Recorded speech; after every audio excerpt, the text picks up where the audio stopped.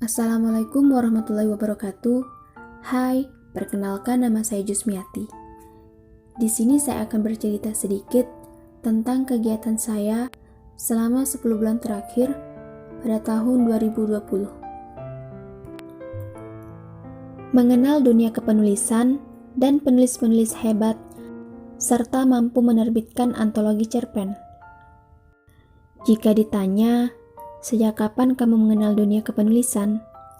Jawaban saya ialah sejak mengikuti kelas menulis sambil berdonasi untuk korban banjir pada tahun 2020.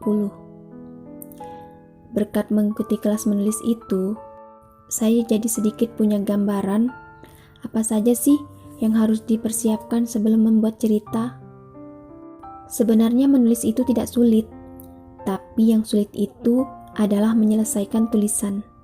Ada banyak orang yang hanya semangat di awal menulis, tapi ketika sudah di pertengahan, cobaan mulai menghampiri. Mulai dari kehabisan ide, merasa alur ceritanya kurang menarik, akhirnya berhenti di tengah jalan, dan ceritanya digantung seperti jemuran. Jadi, sebelum menulis, ada beberapa tahap yang harus dilakukan jika tidak ingin tulisan kamu berhenti di tengah jalan. Langkah yang pertama yang wajib dilakukan sebelum membuat cerita adalah membuat sinopsis. Teman-teman pasti sudah tahu kan, sinopsis itu apa? Sinopsis adalah rangkuman dari keseluruhan cerita, mulai dari awal hingga akhir cerita. Yang kedua, membuat outline atau kerangka-kerangan. Outline juga bisa diartikan sebagai rencana penulisan yang memuat garis besar keseluruhan isi cerita. Selanjutnya, yang ketiga adalah premis, yaitu inti cerita yang menentukan arah sekaligus tujuan dari isi cerita. Akan tetapi, ada beberapa penulis yang tidak menggunakan premis saat membuat novel. Jadi, tergantung dari kita sendiri apakah ingin menggunakan premis atau tidak. Setelah melalui 3 tahap tersebut, tahap yang keempat yaitu mulai menulis. Nah, itulah tahap-tahap yang harus dilakukan sebelum mulai menulis agar tulisan kita itu bisa selesai hingga akhir dan tidak berhenti di tengah jalan. Setelah mengikuti kelas itu, saya kembali mendapatkan link kelas menulis berbayar, kelas novel online atau sering disingkat menjadi KNO. Kelas menulis ini memang berbayar, karena pematerinya adalah Asma Nadia. Mungkin tidak asing lagi di telinga kita, penulis bernama Asma Nadia. Dia adalah salah satu penulis bestseller yang sudah banyak sekali melahirkan novel.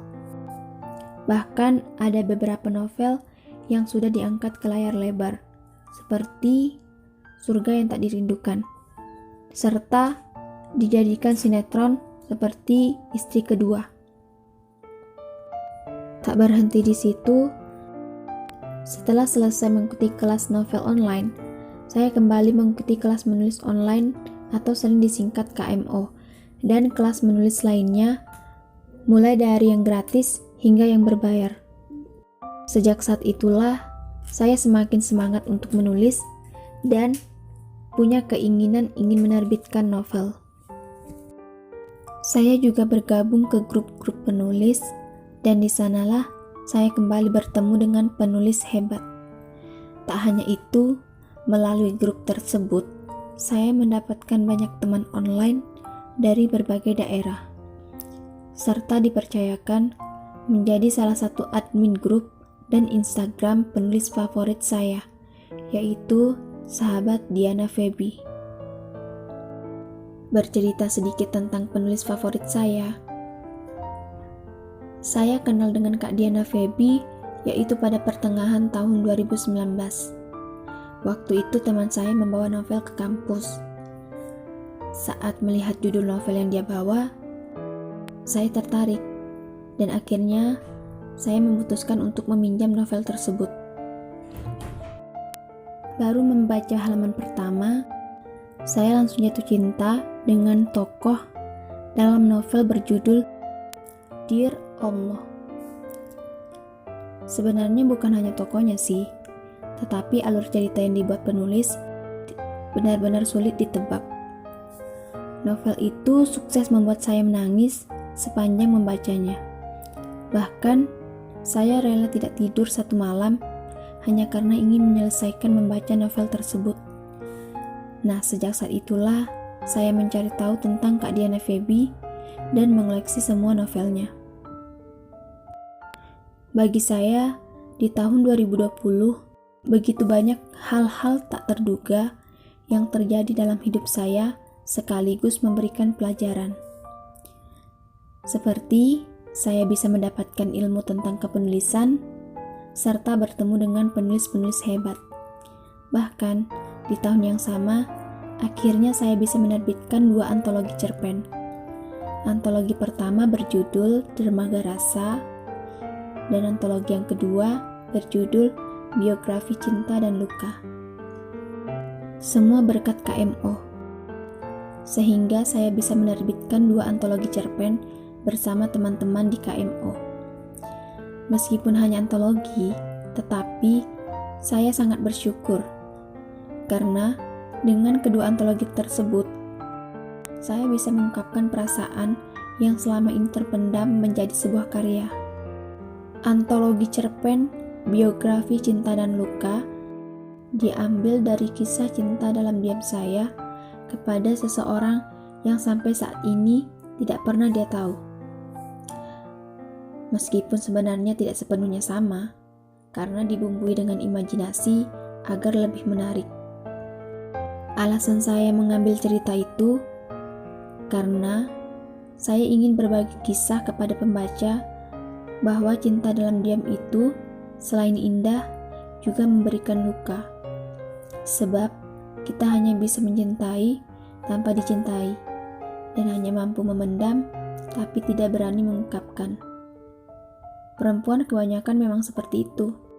Hanya berani mencintai tetapi tidak berani mengatakan. Dan salah satunya adalah saya. Oleh karena itu, jika tidak ingin terluka karena mencintai seseorang yang tidak mencintai kita, mulailah dari sekarang belajar mencintai diri sendiri terlebih dahulu. Pahami diri kita bahwa bukan hanya orang lain yang harus kita cintai, tetapi diri kita pun harus kita cintai. Tetapi dari kisah cinta dalam diam saya itu juga ada sisi positifnya. Saya bisa menjadikan itu sebuah karya, bahkan bisa diterbitkan. Jadi, tidak ada yang salah dari cinta dalam diam. Tergantung kepada diri kita sendiri bagaimana menyikapinya. Nah, apakah kamu juga tertarik ingin menulis kisah cintamu seperti saya? Yuk, mulai menulis. Semangat!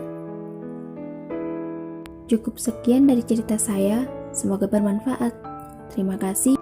Assalamualaikum warahmatullahi wabarakatuh.